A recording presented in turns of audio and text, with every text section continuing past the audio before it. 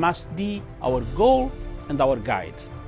And all that we strive for as a human family, dignity and hope, progress and prosperity, depends on peace. But peace depends on us.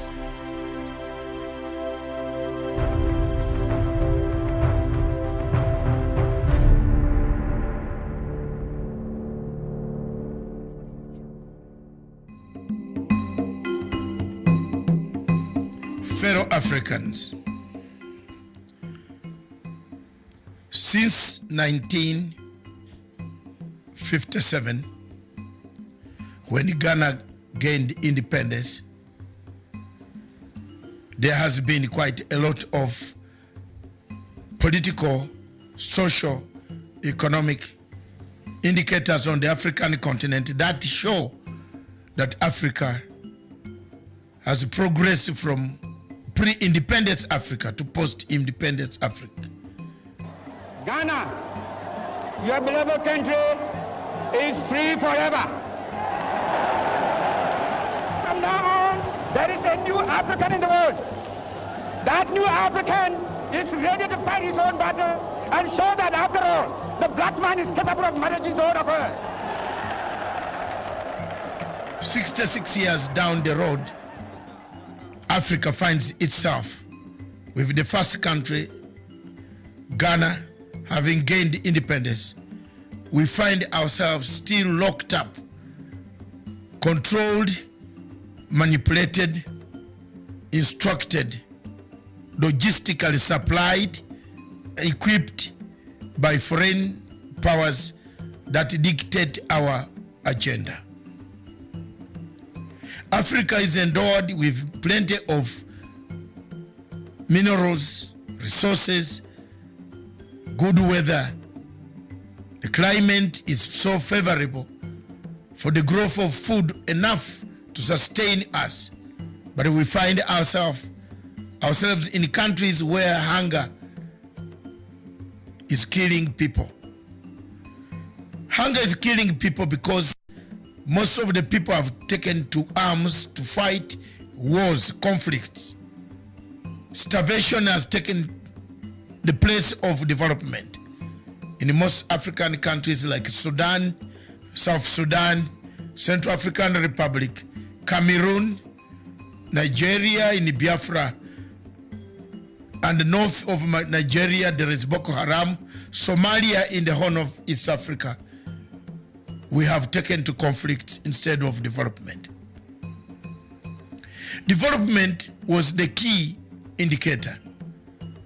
When Kwame Nkrumah made the first speech that seek ye African political unity, economic development will come automatically, he was right. The events happening in Libya today vindicates Nkrumah, vindicates Nyerere, Sekou Toure, and NASA, the founding fathers of our Pan-Africanism. The events happening in Central African Republic, in Congo, today as the war of rebels ranges on between the rebel and the rebels and the government and the government, and the rebels vindicates the founding fathers of this revolution. Our independence, therefore, was only on paper. Our independence, therefore, was only in symbols. Our independence also was in signs. Our independence also was in boundaries. That we received our flags, but we never received full independence as by the word independence. Most of the 3/4 of African countries, French-speaking countries, have their budgets being done in Paris. Is that independence? The Paris government or the French government does its budgets based on how much they will get from African countries. Is that independence? Is this the Africa that you want? Is it the Africa that we must look at? Is it the Africa that we shall leave for the future generation?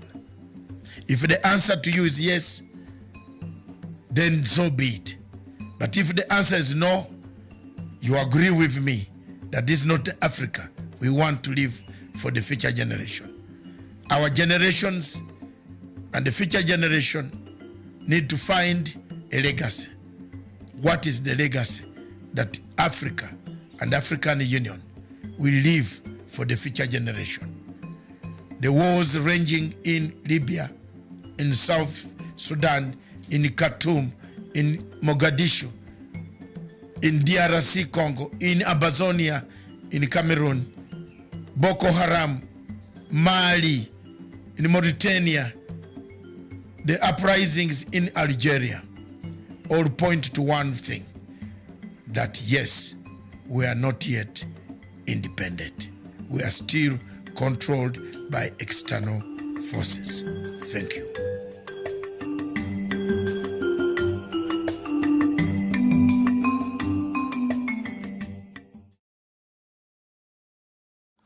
In the fight against corruption, it has been demonstrated throughout the world that unless you sustain the war, and it is a war, remember that there are individuals, not only in Nigeria, but throughout the world, who suckle from the breasts of corruption.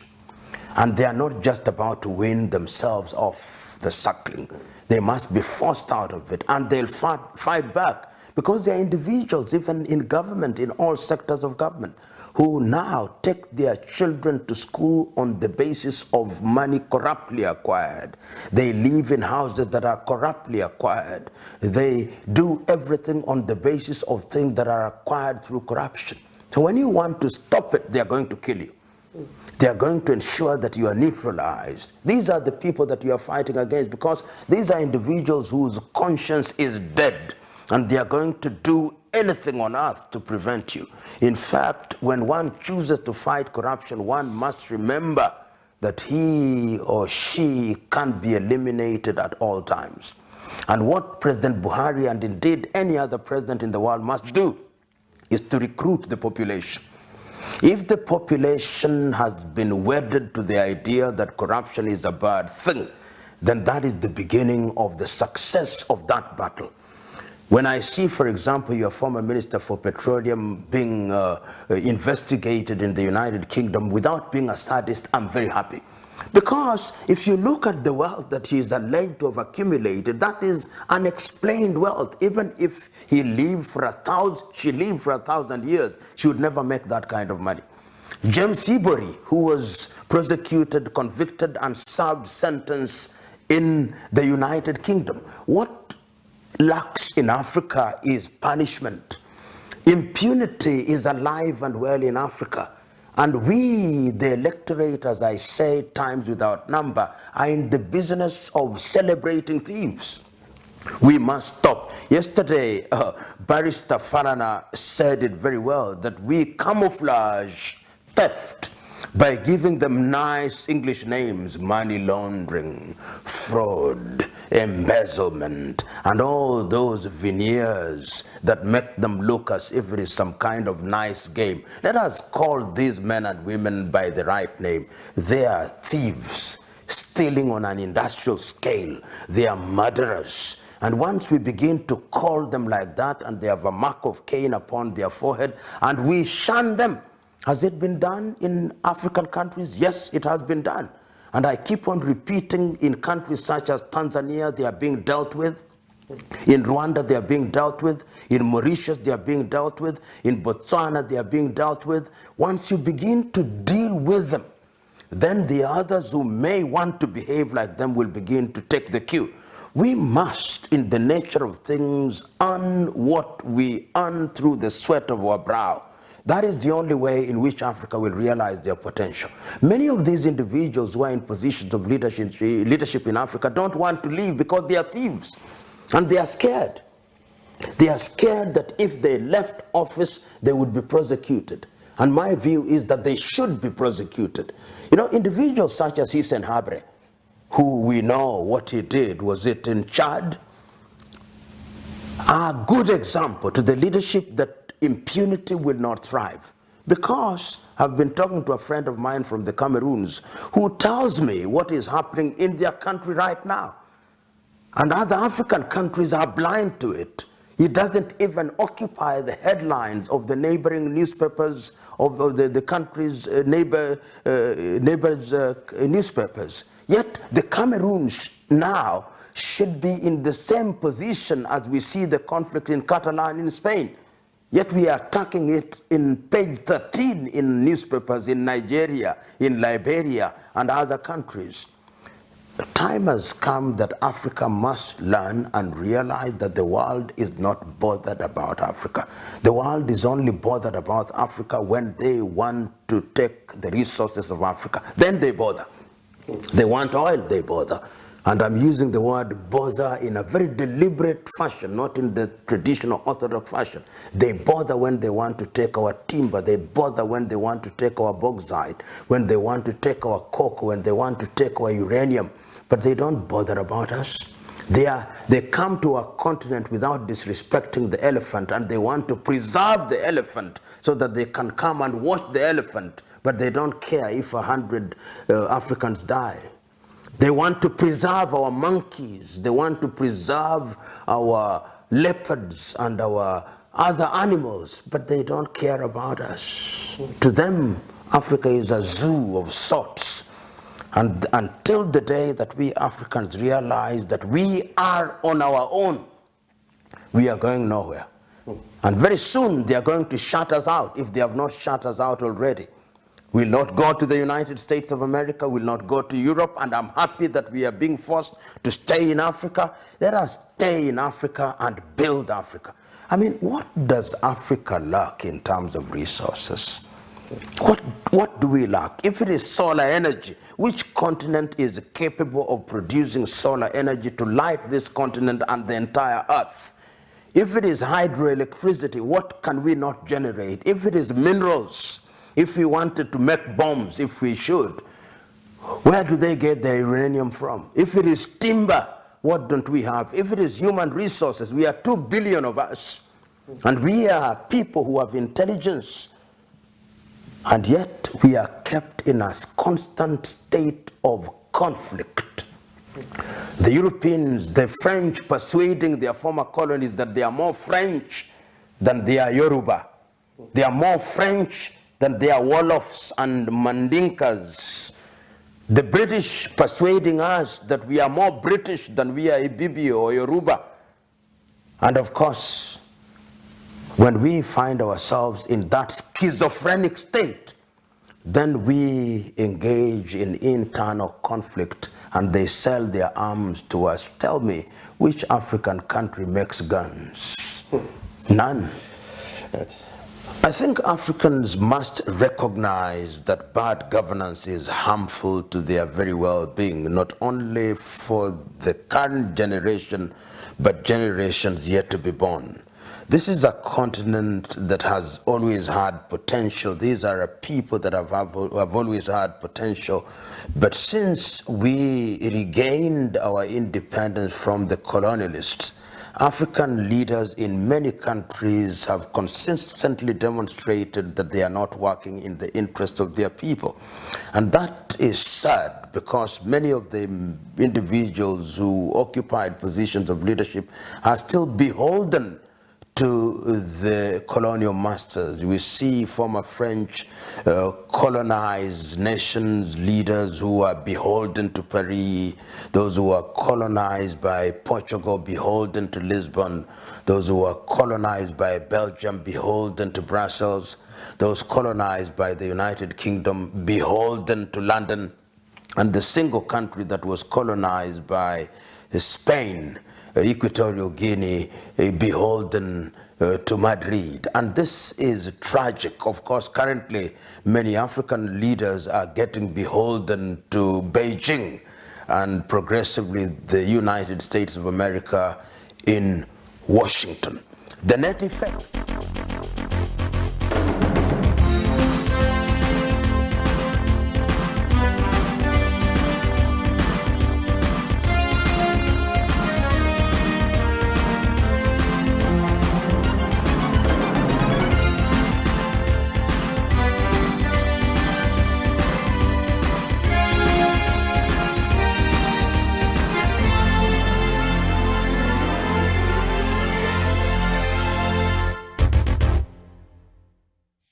very good morning to you, and thank you so much for joining us this morning. Another edition of Good Morning Africa coming to you all the way from the Kenya's capital here in Nairobi. The day is the 28th of October 2019. My name is Miriam Ogutu, and indeed we are grateful for you joining us this morning and for another edition of Good Morning Africa show. I'll just start the show. Dr. Matsanga might join me before the end of the show, but, we'll see how that goes. But not to worry, we have a lot in store for you. And in some African news, we'll be looking at Zimbabwe. This is something that we talked about yesterday during the African Showdown, show yesterday in the afternoon. So we just look at the latest, and also Mozambique, what is really happening there after the elections that saw the incumbent win with a landslide. And now, the Renamo party, who is the opposition, is describing the electoral process as, a false and citing alleged violations of the constitution. So we will look at what is happening there post-elections there in Mozambique. And also we look at Uganda, and Bobby Wine has something to say about a graffiti poster that was of President Uhuru Kenyatta. Remember, Ugandans are going for the elections next year, so a lot is at stake, and President Museveni has been trying to appeal to the young people there, so I'll let you know what's really happening there in regards to elections in Uganda. And also we have some news from Algeria, where Algeria's electoral authority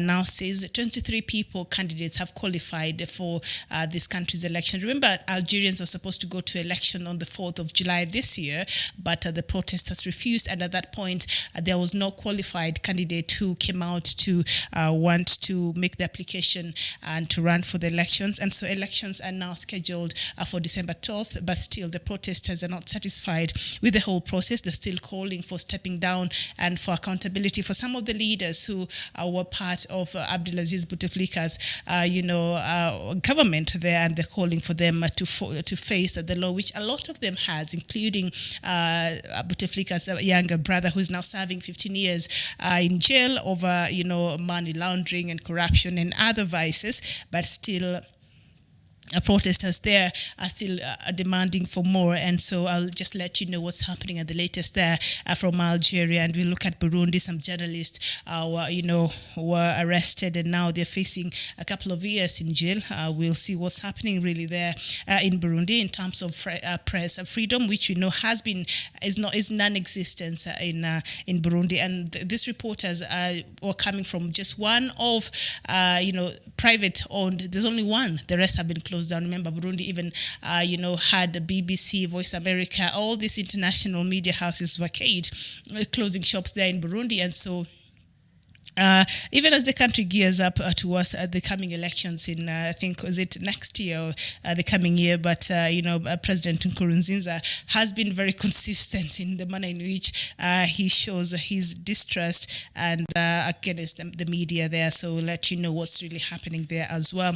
And also DRC is now seeking help from some other African countries to help the country in fighting against the insurgents of some militia groups there. But the United Nations is coming out and saying, no, if other countries decide to join you to fight this war against these militias, you're not going to be part of it. So remember, already the United Nations has around 18,000 men in blue helmets there from the United Nations Peace Mission in DRC there in DRC. So they're saying, should other countries want to come in, we are not going to be part of that, as we'll just continue doing what we've been doing, and our soldiers under the mandate of the United Nations will continue doing what they've been mandated to do. And some latest information from South Sudan, where sometimes last week, regional and special envoys to South Sudan held a meeting in Djibouti, which was convened by IGAD. So I'll let you know what really happened there. Remember, we're just counting a few days towards the deadline, which is on the 12th of November next month. And so the peace deal, is it still holding? What is the progress so far that has been made? What are some of the demands that Dr. Machar is making? Because he seems to be the one who's holding this process in Jumbo right now, because he's demanding that he has to be provided with a certain number of security for him, about 3,000 to be specific. And so one of key players in this peace process, the widow of the late Garang, came out and said, you know what, perhaps, the United Nations should offer, the security towards Machar. So I don't know what will be your opinion on that. So we will talk about that. And also we'll look at Biafra and the latest there. And also we'll look at Cameroon. And of course, from Ambazonia, and one of the 10 detained leaders of Ambazonia separatist movement, Wilfred Tassang, has just written from his jail.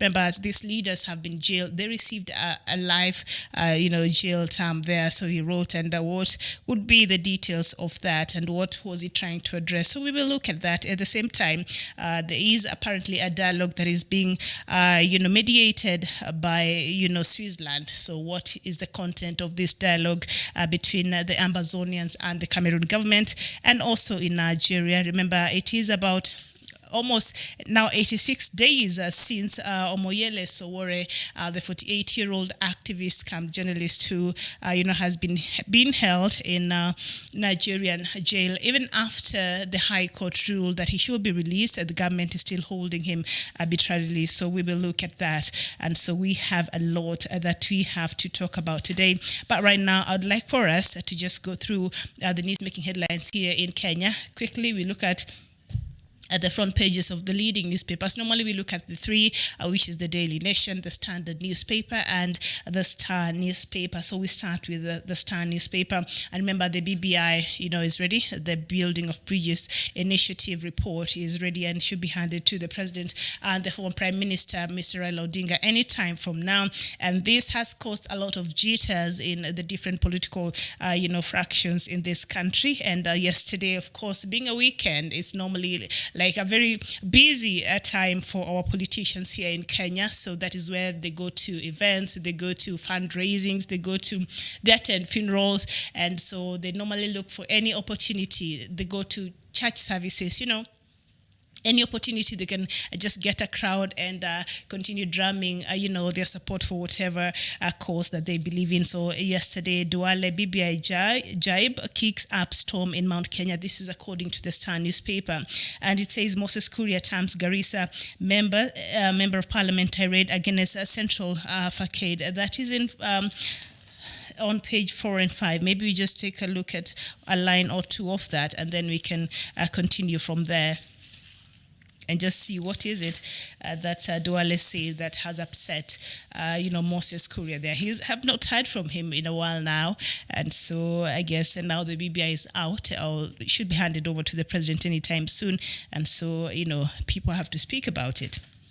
So the National Assembly Majority Leader Aden Duale has told Mount Kenya members of parliament over their hard stance on a possible shift from current presidential to a parliamentary system of governance. In a statement to newsrooms yesterday, the Garissa Township Member of Parliament said Central Kenya region does not have a monopoly to the presidency. His remarks came hardly a week after Mount Kenya MPs announced that the region will reject the Building Bridges Initiative, a task force report recommending a parliamentary system of government. So, of course, the members of parliament from the the Mount Kenya region have been very vocal, and they have not been mincing the words when it comes to the change of the constitution in regards to having having a parliamentary system opposed to what we have now, presidential system. And so yesterday I was just watching one, I can't remember who, but she was a lady, and she was saying, if should we go the parliamentary way, this will not favor our people.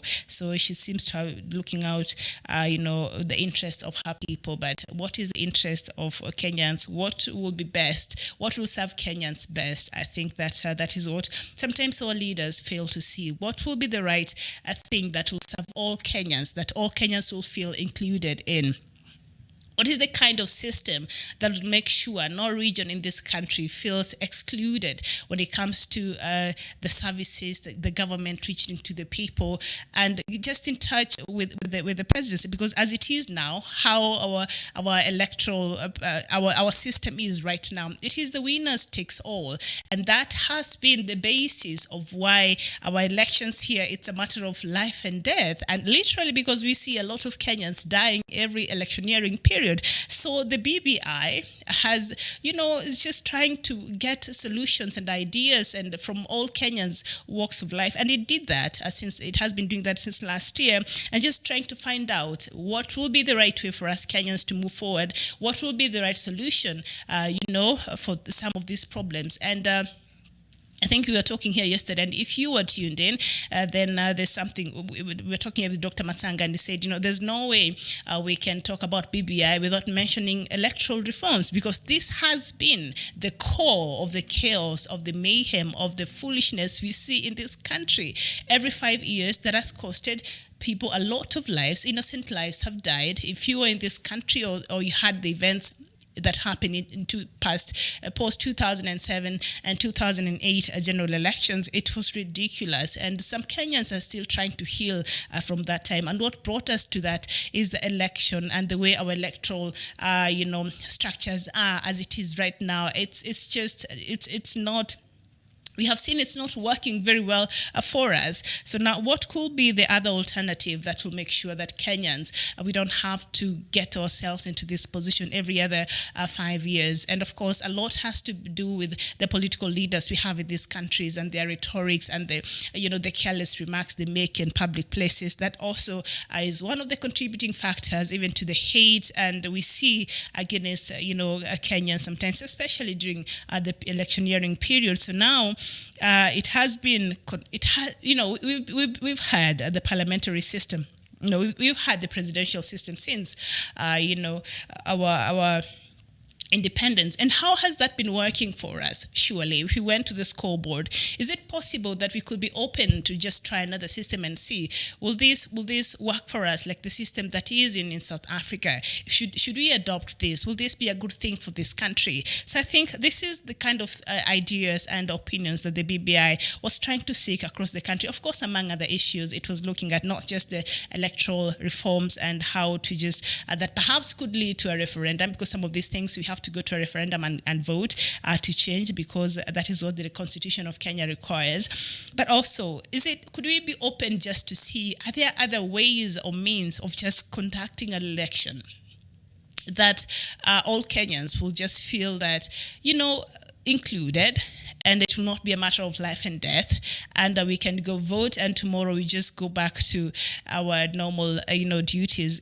There are places here in Kenya since the last about 20 years.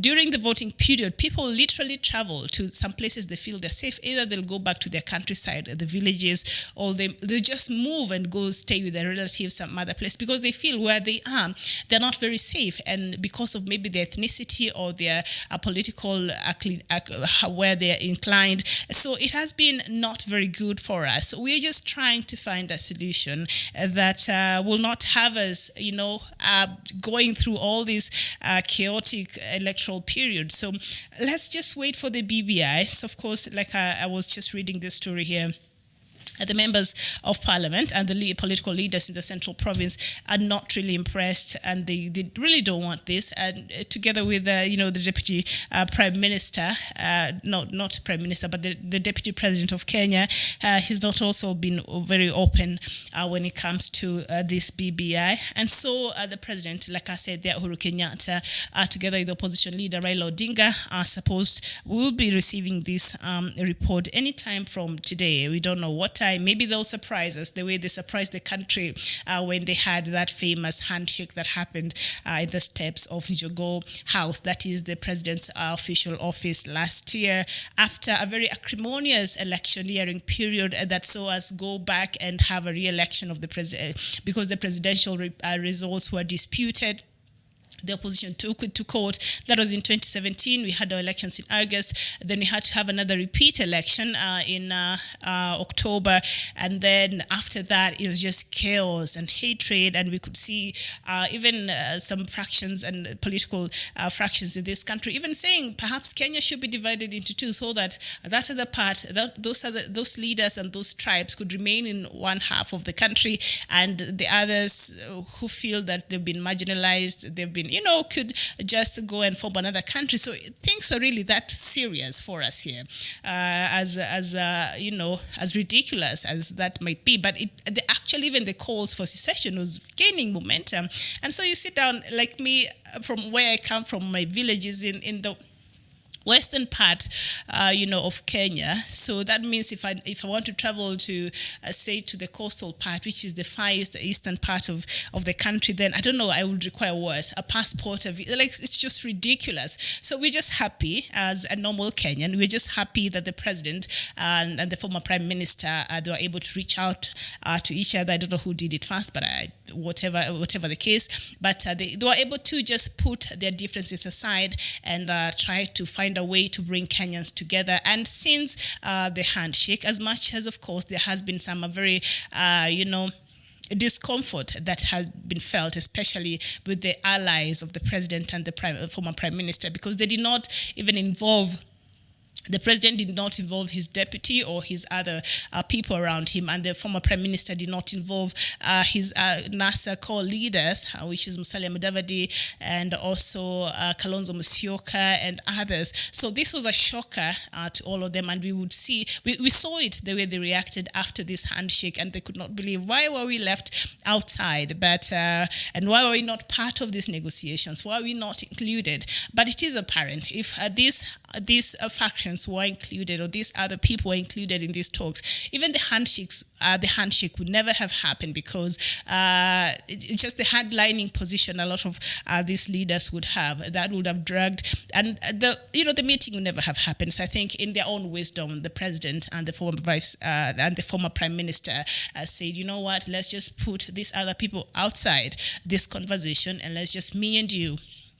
After all, it's just me and you that command half of this country's, voters and population. So I think it was very important. And they did it, and they had that famous handshake that now gave birth to the BBI initiative, and the commission, or the ad hoc committee was mandated with going through around the country and finding opinions and ideas from Kenyans and collecting it from many Kenyans across board, and so that we can find a way and a solution to our own problems, because we cannot, I think, a lot of the problems we experience here in Africa, be it political, be it social, sometimes when you find the homegrown solutions could be the best solution, because sometimes when people come from outside to administer some of these, to prescribe, might not be quite in touch with what is happening on the ground. So this is a homegrown solution, and let's just see if what it has inside. Of course, what we have now is just speculation, because the details of the BBI report has not been made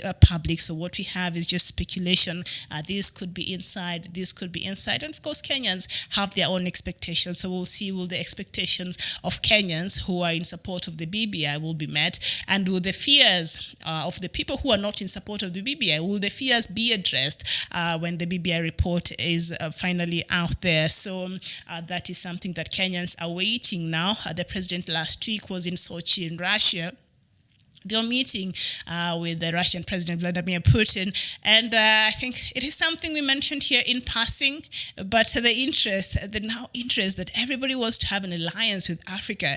And when Putin was making, there's a statement he made when he was having these leaders go there, and he said, you know what, Russia is here to help Africa, and we will not be asking for anything in return. And I'm thinking, come on now, if the deal is a little bit too good, maybe you should stop and think what's really happening there. The new scramble for Africa, we are back to when people came here and scrambled and petitioned the different African countries. So we are back there, and we see now the outside world coming in, and they all want to partake in this. What is interesting, or what is just sad, or what is, I don't know, we don't realize the value that these people see that makes them all run to come to Africa, while us, we're having our young men dying in the Mediterranean Sea, trying to cross over to that other side of the world, running from unnecessary civil wars, running from lack of employment, running from whatever it is. And yet we have so much here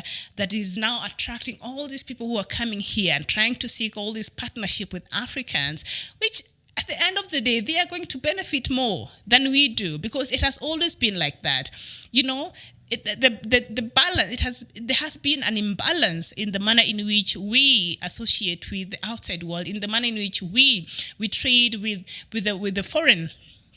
the foreigners outside world there. So Russia was meeting with the heads of state last year, and President Uhuru Kenyatta was there. So he was not, the deadline was on 24th. He was supposed to have been handed over the report on 24th, but he was not in town. So now he's back, and we are waiting for that. So anyway, that was just on the front pages of the Star newspapers. Perhaps I went a little bit too far, but if you want to know more about that story, you can go to page 4 and 5 of the Standard newspaper, where Moses Kuria Tams Garissa, Member of Parliament, tirade against Central Africa. So you can go and read that for yourself. That is on the Star newspaper. So we look at, remember, we have a lot to talk about. So thank you so much for joining. I can see John Owo, you're saying, I really like Punchline News, and Dr. David for being truthful, always watching from Enugu State. Thank you so much. Now, Dr. David is not here, but he might be joining or not, but don't worry. I'll still bring the news, and we'll still talk about Biafra, and we'll still talk about Ambazonia, because I have some news here, and we will see in Mozambique, why now do they want to fight after the elections? Felipe Nyusi there, the incumbent president, seems to have won with a landslide, but the opposition are saying no. The elections were really deeply flawed, together with observers there. So Simon, you and you're saying you're watching from Melbourne, Australia. Simon, I have some news on South Sudan. I don't know if you're originally from South Sudan, so we'll talk about that, and we'll look at what's really happening there, and their prospect of Dr. Machar returning to South Sudan in good time, and should this why is it so difficult for President Salva Kiir to just come out and clearly and say, you know what, Machar, just come back to South Sudan, because I personally will assure your security, because that is one of the murky issues that is making Dr. Machar not to want to return to South. Why hasn't the president come out on a personal level and assure Mr. Machar of his security? What is really happening there? Oduhomoy, you're saying Africa leaders do not know how to manage their resources. That is very true, and Simon, you're saying that's wrong. You're saying the concern raised by Dr. Machar is not about himself, but the security for the whole country, safety for the yes, after 2016, yes indeed, and forceful agreement in 2016, which end up set up Dr. Machar to be killed, yes indeed, and we're not disputing that. Simon, we are not disputing that. I am not at all disputing that or underplaying. He almost lost his life in 2016. Even I will be scared. I will need a total reassurance, and that is why I'm wondering, why is Salva Kiir taking this matter so lightly? Why is he not assuring Dr. Machar that he will return? Remember, the United States came out and said because President Salva Kiir had said, if Mr. Machar is not prepared to come back to Juba, I'll just go ahead and form the unity government. And immediately it was met by a rebuttal from the United States, and it said, you can't do that. Everybody has to be on the table. Everybody has to come back to the drawing board, and all must be there before this unity government takes place. And failure to that, then South Sudan will be met with a load of other sanctions, and we have talked here before and agreed the last thing South Sudan needs right now is more sanctions. The country is still struggling even to pay for its membership in the East African community, for heaven's sake. So, and it has not even paid its civil servants for now, a couple of months now. So that will not be the ideal thing, as a situation for South Sudan. That will make all matters worse for South Sudan and the citizen of South Sudan there. So we will talk about South Sudan. I've not even gotten into the Africa news stories. I was still looking at our leading newspapers here and just what is making headlines. And then I know we have a lot to talk about, so just keep it here, all right? But thank you. Keep writing. And while you do that, I want to know where you're watching us from today. I know it's a morning here. I know one of our viewers has said you're watching us from Australia. That is a good evening to you. And for others, it is a good afternoon. So keep writing. It's always a pleasure. So we look at the Daily Nation and who's who in Uhuru inner circle of power. And insiders say President Kenyatta has reduced his lineup to a handful of people entrusted with specific roles to help him run the country in his last term in office. And we see Mr. Philip Waweru, we see the powerful CS, Mr. Fred Matiang'i, we see Samson Wadade, who I think the KDF leader there, and we see Raila Odinga. Okay, this is the Daily Nation. So Raila Odinga is an insider, is in the inner circle of the president. I don't know. There are people there who might have seen this headline today and went berserk because they've been saying Raila Odinga has been trying to get into the government through the back door. So this will perhaps confirm their fears, or I don't know, will just make them more disturbed even the more. And we see Joseph Kinyua, we see Karanja Kibicho, we see Nancy Gitao and Kinodhi Mbugua. All right, interesting there. So if you want to really know more about this story, you go to page 4 and 5 of the Daily Nation. Maybe I just read a line there or just a stanza there.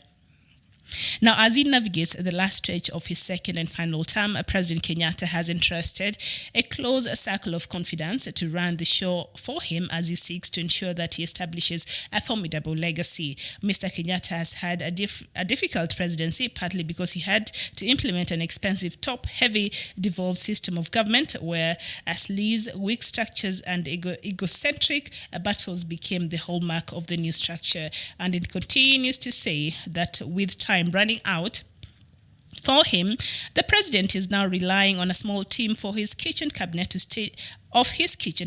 steady the boat as he navigates towards the trickiest part, the Building Bridges Initiative report, which is a make or break for him and his four-turned political friend, Mr. Raila Odinga. So very interesting. If you want to get more details of that, now apparently Raila Odinga is in the inner circle of President Kenyatta there. You go to page 4 and 5 of the Daily Nation. And also yesterday, Raila and Ruto go head to head. So yesterday they were all in Kibra campaigning there, and we saw there was some scenes of chaos there.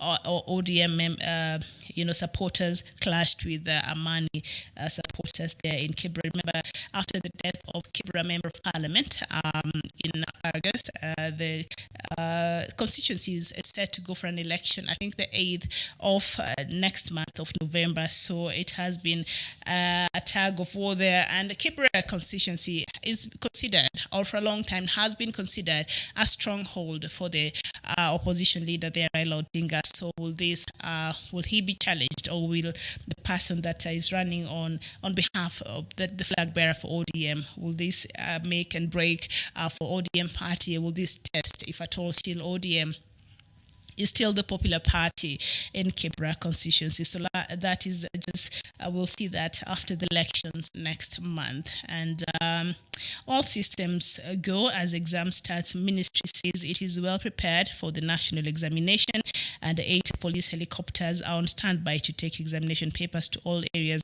affected by flooding. So our national examinations have started today for the primary school, and I think for the high school also started, and we wish all the candidates who are sitting for their final examination in primary school and in high school all the best in their examination. So that is just in the front pages of the daily newspaper. And the Standard newspaper, BBI spells doom for tyranny of numbers. Panic grips Mount Kenya leaders as handshake threatens to take away variable that gave region edge in presidential poll. And all right, so no wonder they're up in arms there. They're trying to explain why the members of the members of parliament or politicians from the Mount Kenya region are up in arms against this BBI. So it seems to spell doom for the tyranny of numbers there. And okay, let me see quickly. I'm coming with the African news headlines, please. Let's just finish this quickly and see here. So the proposal for parliamentary system of government has revived the push for delimitation of boundaries as the influence of who wins power shifts from tyranny of numbers that decided who will be president to numerical strength in parliament that will determine who is elected prime minister. Concerned that Mount Kenya region, which has for years banked on its huge population to influence the presidential election, is about to lose that clout. The region's leaders have vowed to support the BBI's initiative only if it provides for constituency boundaries review to make their numbers to count. Seriously. All right, there you go. So if you want to read more about that story, so you go to the page 6 of the Standard newspapers, and of course still they cover that story. Mudavadi stoned as Raila and Ruto storm Kibra. All right, it was chaotic yesterday. You see how our elections are just anyway, all civilization is thrown out the window when it comes to elections. So now, Michael Odochuku, good morning to you. And Paige, Eva, you're watching from Sweden. Peter Lam, Lul, you're watching all the way from the United States of America. I don't know what's happening there. And yesterday, President Trump was giving a speech. He was making that... giving that very special press conference after the murder of Al-Qaeda leader. I don't think he understands. Because it's like when I was listening to his speech and I just listened to part of it and the rest I was just looking at it as a news item on CNN, Al Jazeera and these other international news channels.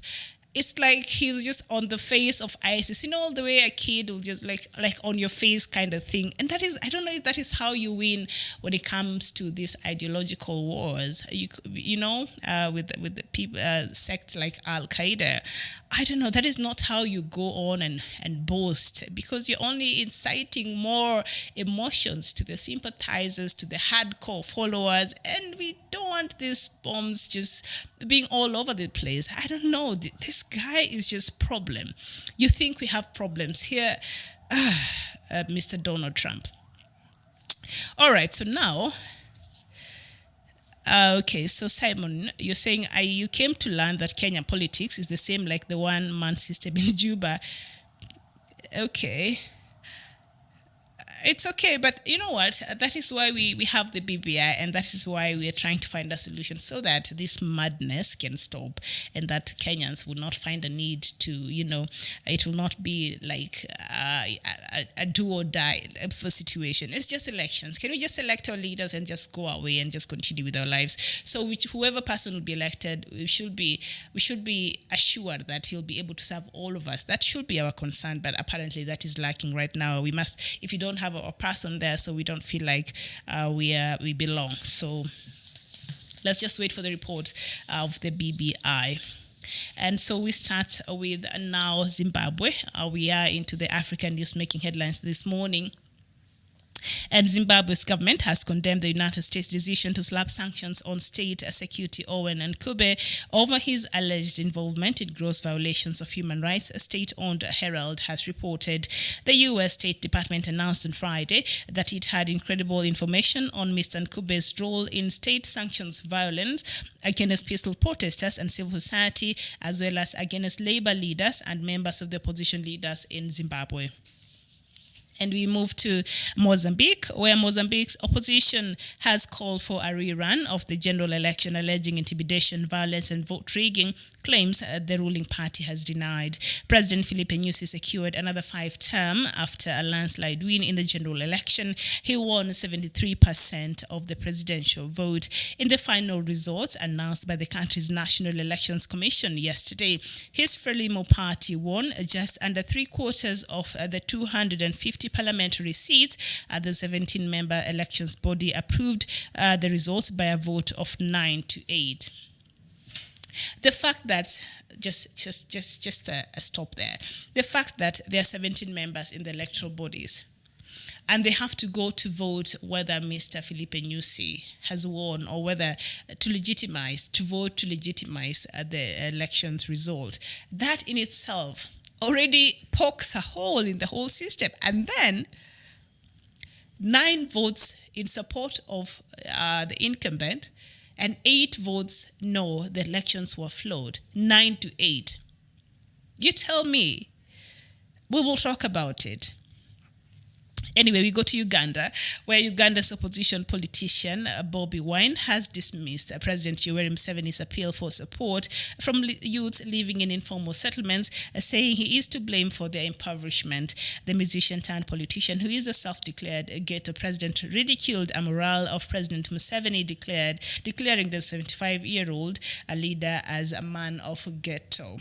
Now, the picture of the mural was taken on Saturday during Mr. Museveni's visit of Kibuye and Katwe settlements in the capital Kampala, where he launched a savings and loans project for the youth. Bobi Wine tweeted that Mr. Museveni, who has been in power since 1986, was endearing himself to the youth because he was scared and desperate. And we move to Algeria, where Algeria's electoral authority has said 23 candidates have qualified for the North Africa's country's controversial presidential vote on December 12th. The election will take place 8 months after former President Abdelaziz Bouteflika resigned in the spring following months of mass protest. Since then, power in Algeria has been concentrated around Army Chief Ahmed Gaid Salah. Candidates must at least have a backing of at least 50,000 people, and submissions end at midnight. End at midnight this coming Saturday. And we go to Burundi, where 4 journalists and their driver were charged in Burundi on Saturday with undermining national security, judicial sources told AFP News. After being arrested while covering fightings with the rebels from neighboring DRC, a police official told the news agency. The Burundian reporters were detained on Tuesday while reporting in Bubanza, in the country's northwest, prompting calls from free press groups for immediate release. The journalists from the Iwachu newspaper, one of the last independent publications in Burundi, were detained along with their driver while trying to speak to residents fleeing a fighting between rebels and national forces. And we go to the Democratic Republic of Congo, where the United Nations on Friday ruled out giving any support to countries neighboring DRC if they intervene militarily in the east of the country, which is plagued by militia violence. The prospect of joint military intervention by the DRC and its neighbors has surfaced in the light of a meeting of senior military officials from 5 Great Lakes nations. According to a letter seen by AFP, the DRC has been floating joint military operations to eradicate armed groups. And we go to South Sudan, where regional and special envoy to South Sudan held a meeting in Djibouti to assess the status of the implementation of the revitalized peace deal. Representatives of the parties and some members of the National Pre-Transitional Committee reportedly presented the reports of the progress and challenges facing the pre-transitional period. These include the cantonment of forces, unification of the army, and the number and the boundaries of the states. A meeting between President Salva Kiir and Dr. Riek Machar over the last weekend failed to agree on the formation of a coalition government without the implementation of the security arrangement. And we go to some news from Biafra, and I think we did this yesterday, but actually just to repeat it. And the younger brother of Mazi Nnamdi Kanu, the leader of the indigenous people of Biafra, Emmanuel Kanu, has asserted that actualizing on independent Biafra this time will not need or require fighting another civil war. Speaking in Umuahia, the Abia state capital, while reacting to the chieftaincy title of the African Light of Africa conferred to his brother Nnamdi last week at Amakwo in Orsi Council of Imo State by a group of traditional rulers in the state, Emmanuel, who received the title on behalf of his brother, said the struggle for Biafra is a non-violent movement that has gained global momentum. Hence, we don't need to fight again to have Biafra. That is quoting Mr. Emmanuel Nnamdi there, Emmanuel Kanu. And we move to Cameroon, where one of the 10 detained leaders of the Bazonian separatist movement, Wilfred Sang, has called on the leaders of the various fractions of the movement to unite and speak in one voice around the Swiss-led mediation, since Switzerland, through the humanitarian dialogue, expressed willingness to mediate between the separatists and the Cameroonian government. Opinions have been split amongst the separatist leaders. A group of Ambazonian leaders have even gone to Switzerland for a pre-dialogue talk, which others have totally boycotted. And now they've boycotted the initiative, questioning its transparency. Very interesting there. And we end with Nigeria, where an activist and founder of pro-democracy news website who lives in Bergen County in New Jersey has been imprisoned in Nigeria for 86 days now. Now his small community is getting vocal about bringing him home safely. Omoyele Sowore, who is 48 years old, was arrested in Nigeria in August 2nd after he called on others to protest against the African nation's president. And now Sowore lives in Haworth with his family, but was visiting his native country of Nigeria when he was arrested. His family and, of course, the residents of the place he stays in New Jersey, United States, will gather today at the Haworth Borough Hall to bring attention to his situation in the hopes of getting him back to New Jersey. Sowore is also the founder of Sahara Reporters, a news website that covers Nigeria from the safety of New York. He has been an outspoken critic of Nigerian President Muhammadu Buhari. In case you're wondering who I'm talking about, which I know for the people who are watching here and for the Biafrans who are watching here, you know, the guy who was at the airport with the T-shirt saying, "We are all Biafrans." So he's still being held 86 days later. And what is interesting, by the way, that is the latest from Africa this afternoon. I don't know if it's afternoon or morning, still morning.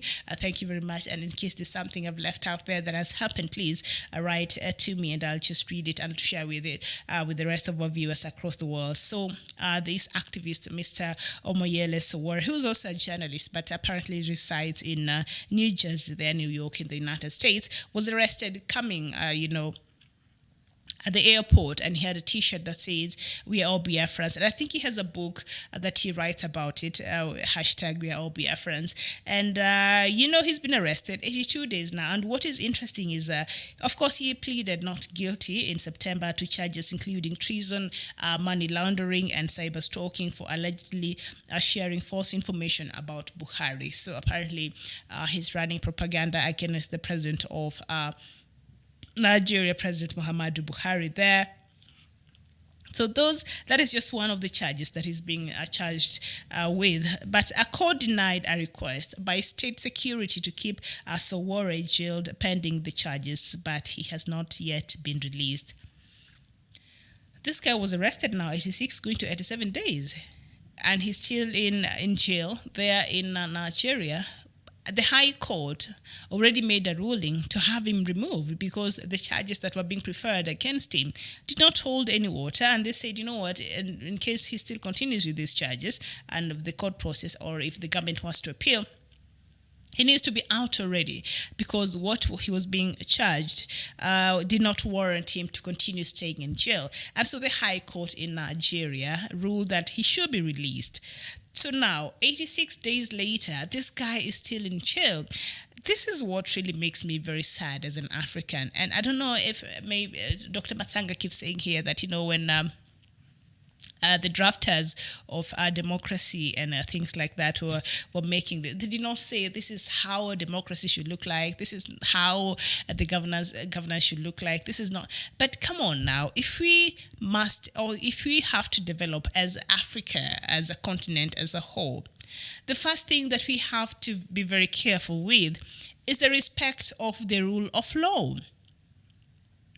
Now, if you were a president, if you were any leader in a country, even the police forces, the first oath of office, you will defend the constitution of the country. So if you took this oath to, defend the constitution of the country, and you are the same people who are mandated to making sure that this constitution, the laws of the country actually, nobody breaks the law, but here you are, brazenly breaking the law. This guy should not be in jail. And the fact that the Nigerian government does not even care about this is just, I don't know. So now today, this community that Mr. Omoyele Sowore lives in New Jersey are going to hold a meeting. Let me tell you, in the United States, they don't play with things like this. So they'll bring this to the attention of the world. And I don't think this is the kind of, attention Mr. Buhari wants. This is not the kind of limelight, Mr. President, you want for your country and for your leadership there. And while, other countries are receiving very heavy sanctions, like we see in Zimbabwe because of their poor human rights, record, and we look at what is happening even in Biafra. I don't know why they've not slapped your government and some of the leaders there with such sanctions, because really, this is outright impunity that a government is, perpetrating, which is not okay. If the High Court that the government took this person to, found him not, they didn't see a reason why he should continue being held in jail, but this person continues to stay in jail. 86 days later, he's still being held, even after the High Court ruled that he should be released. This is ridiculous. We must learn to respect the law. And I think that has been the source of a lot of the ills we see in Africa, because the leadership we have, not just in Nigeria, but across board, a lot of our African countries, they just think they are above the law. And nobody should be or should act as if they are above the law. And this is what you're seeing here. Should be unacceptable, even if whatever charges, the government should have gone and appealed, maybe released on some conditions, maybe not for him to be allowed to travel back to New Jersey or whatever, even as they continue with the investigations for whatever it is they think this person did. But for the court to rule that this person should be freed and you're still holding him, this level of impunity, I don't know, until when are we going to mature in terms of how we even, come on, respecting the Constitution. That is not something we should be struggling with right now. But unfortunately, that is the situation in Nigeria as it is now. So Mr. Omoyele Sowore continues to languish in jail there, even after the charges were dropped, and he pleaded not guilty, of course, in September. So now the New Jersey, the residents there and also the authorities there right now will start petitioning the government of Nigeria to release this person and have him returned to New Jersey. So I don't know if he has a U.S. Citizenship there. I'm not sure. Maybe he has dual citizenship. I'm not sure. But he seems to be somebody who is quite known in the community that he is, and he's quite active in the New Jersey, especially the county that he resides there, so the Bedgen County there in New Jersey. So let's just wait and see, because now they've started speaking to the CNN, they started speaking to this international media, and before you know it, if that is what Mr. Buhari wanted, there it is. He's just if this guy has a United States citizenship, I don't think he will have any other option but release Mr. Omoyele Sowore. And I don't think it's fair that our leaders get to disrespect, the law, get to do things with impunity as if they were above the law. And that is the dilemma we find ourselves in the different African countries we have. Okay, so here it is. Chinenye John Maduboike, you're saying good morning. Okay, how are you today? I'll read this Biafra. All right, thank you so much, and good morning to you wherever you're watching us from. And it's just a few minutes past 12 here in Nairobi, Kenya. The weather is a bit sunny, a bit cold, but majority sunny. I think we're just entering into the sunshine season, so it's a good day here in Nairobi. I hope it's a good day or a good evening wherever you're watching us from, and thank you so much. So now let's look at Cameroon, and one of the 10 detained leaders of the Amazonian separatist movement, Wilfred Tassang, has called on the leaders of the various factions of the movement to unite and speak in one voice around a Swiss-led mediation. So apparently Switzerland has been leading some mediation between the government and the government of Cameroon and the Amazonians, and This is something Doctor has been saying so many times here. Sometimes when there's no unity of purpose, it just negates all the gains that have been made. And in this case, the Amazonian quest to have their own, to secede, right?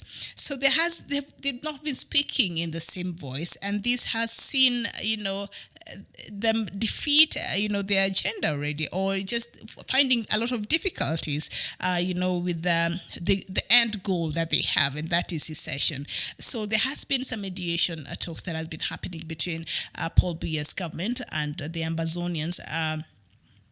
That is being mediated in Switzerland. But now it emerges that since Switzerland, through the humanitarian dialogue, expressed willingness to mediate between the separatists and the Cameroonian government, opinions have been split within the Amazonians themselves. Like they don't speak in one voice, the leaders there especially.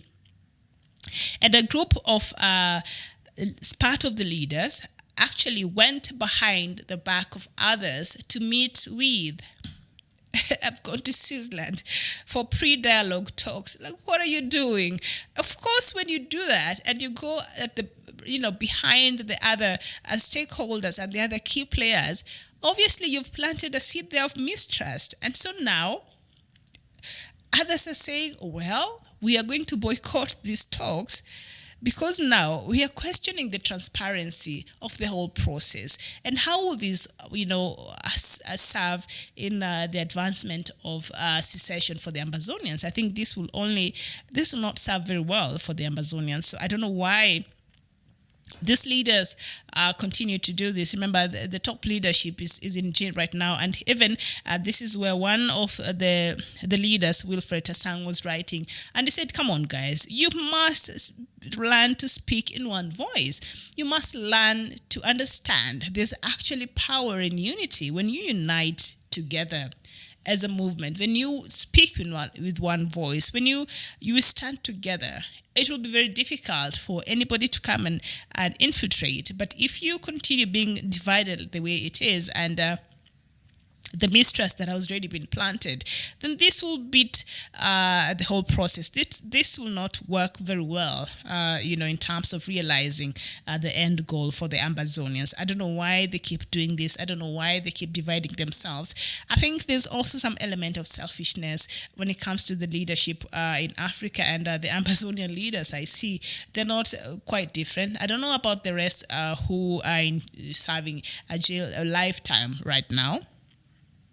But they have to realize. So anyway, there's something that the minister delegate at the Ministry of External Affairs, that will be what? Foreign Affairs, in charge of cooperation with the Commonwealth, Mr. Felix Mbayu. There's something he said, that is the minister in Cameroon there, he told the United Nations that they just ended. Remember the major national dialogue that ended early October there, convened by President Biya to seek lasting solutions to the Anglophone crisis, he said was the first and the last of its kind. So Mr. Paul Biya does not intend to have another dialogue in that convened to be able to address what really is ailing, what really is the problem in Cameroon, what really Anglophones are looking for. He's not intending to convene another dialogue at all. If you're hoping that they will have like a second meeting, or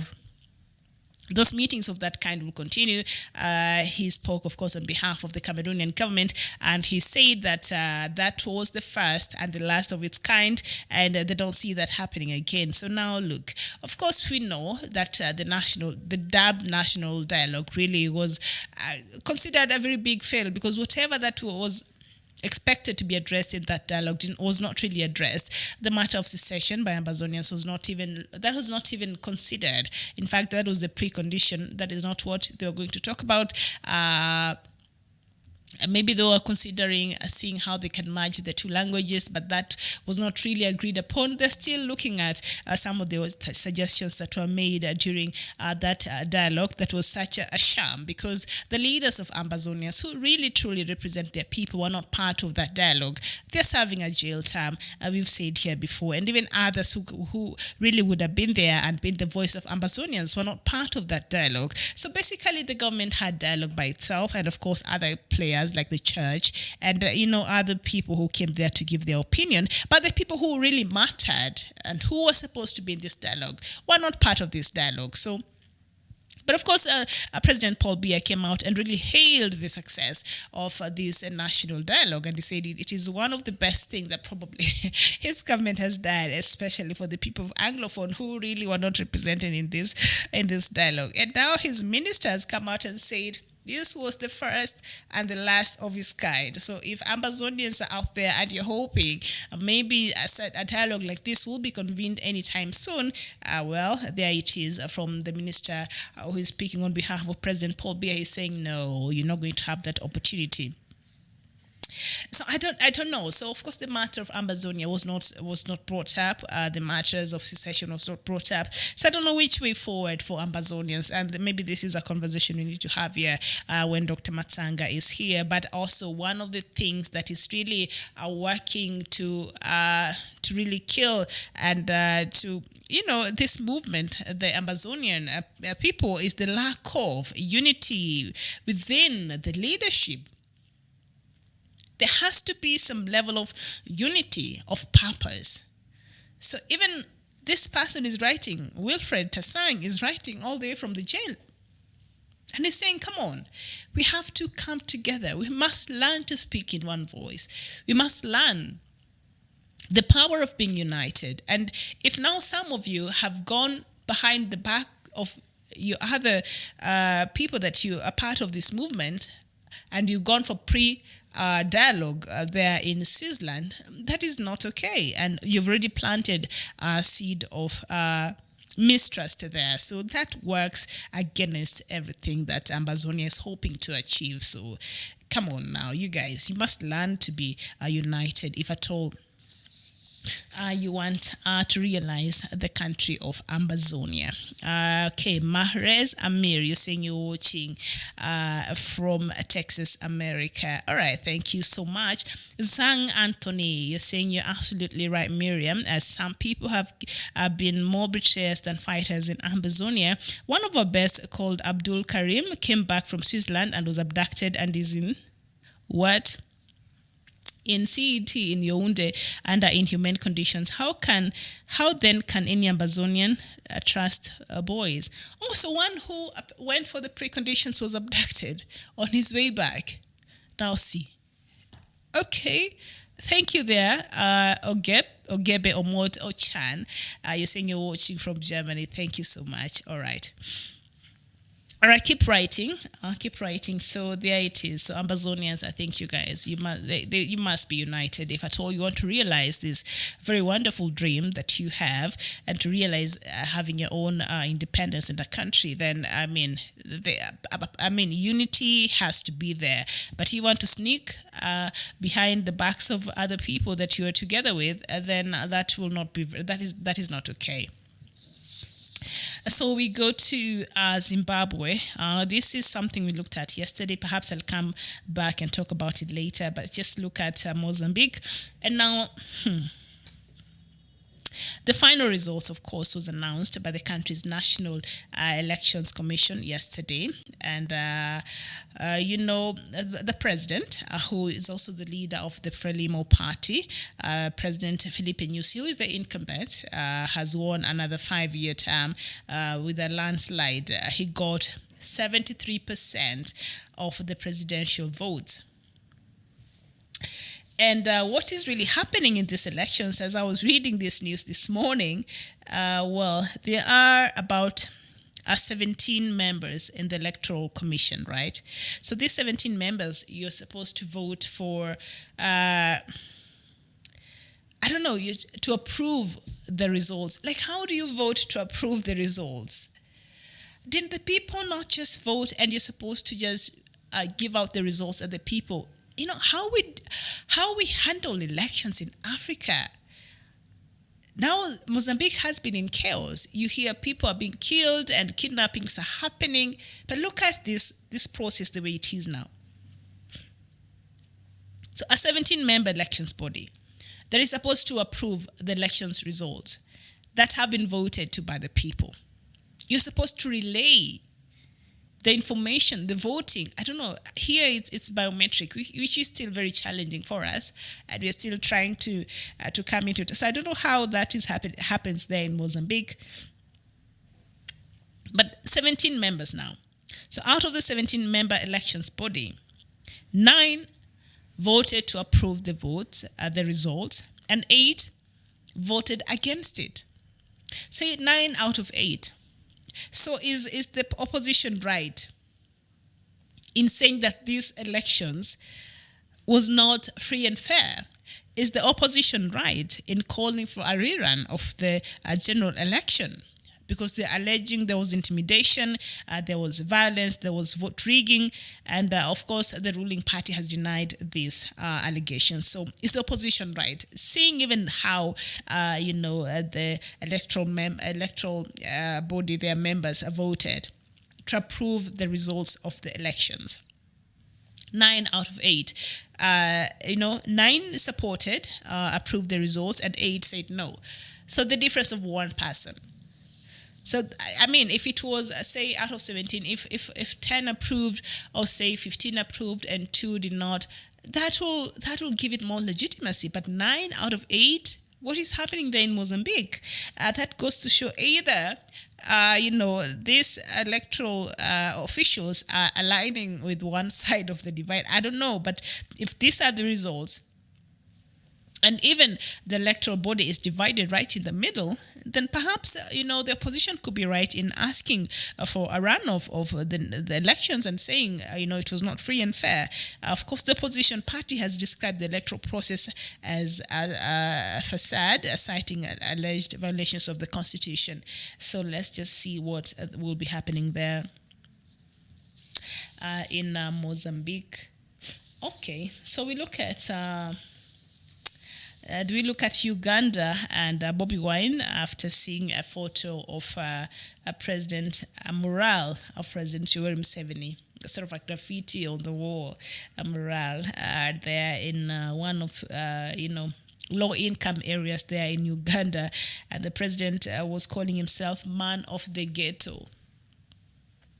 When you've been a president of a country for 34 years, and you still feel it's okay to get your image and take it put and trying to identify with the people who you're supposed to have lifted their standards of living.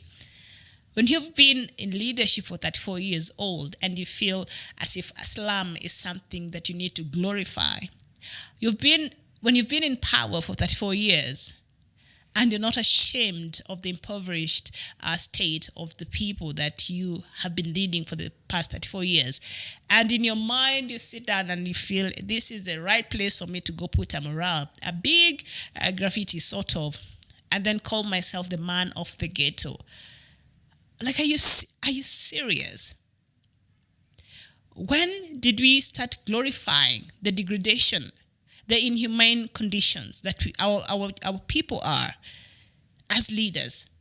When did we start using such things as something as a campaign tagline?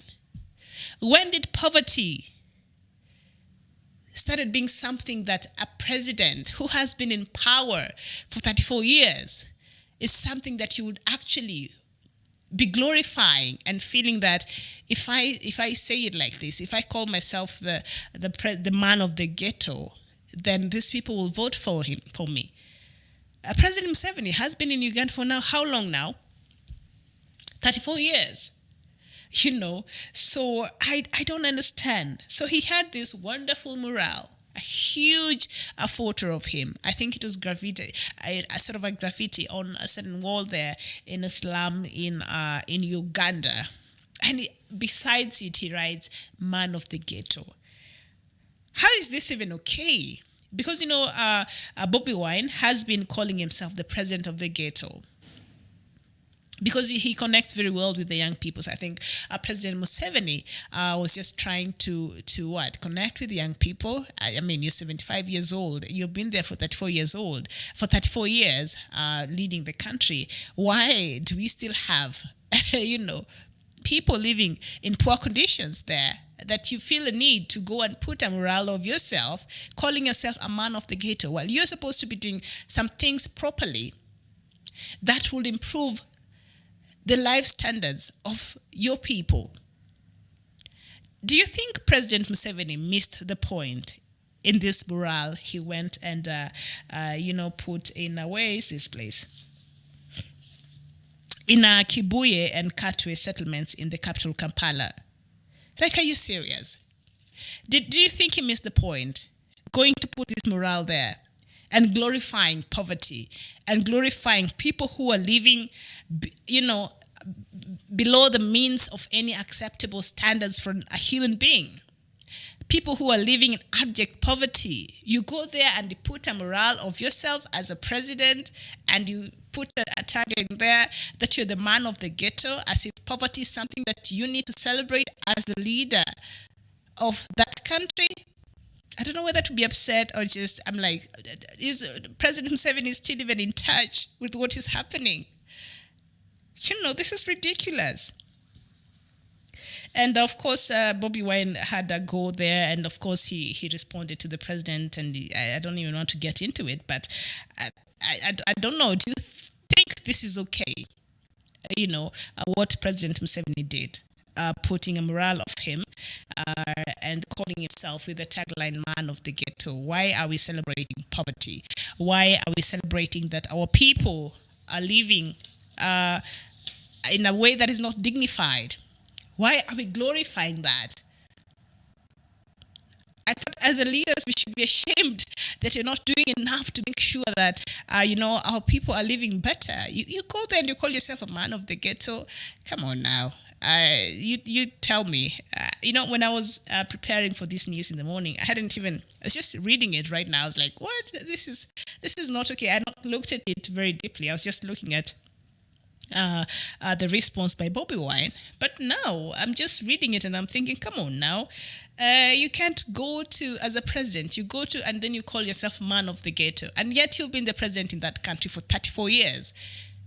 It's not right. What is it with our leadership, man? Where did we go so wrong? This is not okay. So I don't know if that will act in terms of reaching out to the young people that President Museveni is trying to get to appeal to. I don't know if that will work the magic. I don't know. Of course, Bobby Wine came out and they said, you know what, President Museveni is scared and he's desperate. So he's just trying to reach out to the young people there. But was this the right information? Was this the right message? Was this the right way to try to reach out to the young people there in Uganda? Of course, Uganda is preparing for the elections next year. Was this message right by President Museveni there, calling himself a man of the ghetto? Man of the... What? Come on now, we need to get rid of these huge slums we have across Africa. In Kenya, we have one huge one that Kibra is part of the Kibra slum there. That elections are supposed to be happening, next month. And a former prime minister has been criticized because he led that the constituency for a very long time. And he didn't do much in terms of changing the living standards of the people there in Kibra. It's the biggest slum, in sub-Saharan Africa. So he has been criticized over and over. And I think the critics sometimes are very right. Because if you were to lead people and you don't care about changing their, doing something that will change their lives, even changing... There was introduced like affordable housing, which ended up being given to other people who are not deserving of it in this Kibra slum. So that was another scandal that nobody's talking about years back when Raila was still the member of parliament there. So it's not right, it's not right, period. And we move to Algeria. Where Algeria's electoral authority has said 23 candidates have qualified for the North African country's controversial presidential vote in December 12th. The election will take place 8 months after former President Abdelaziz Bouteflika resigned earlier in April, I think. Since then, power in Nigeria has been concentrated around the army chief Ahmed Gaid Salah. Now we know that elections were supposed to happen in July there in Algeria, but the protesters refused, and there was no a person that came out to vie that was qualified, and for those who came, they came past the deadline, so elections were not able to happen. And so the electoral commission in that country, set a new date for 12th of December, and protesters are not very happy with that, and they're saying there's still some people that we need to be removed as leaders in this whole process. There's still some people who we want to be accountable to their contribution on the corruption that happened during President Abdelaziz's reign, and a lot of ill things that happened during his reign. So they're saying there's still some people we need for the law to catch up with that has not yet. And so far we've seen that all the demands so far is, the army there and even the courts are really trying to meet the demands of these protesters.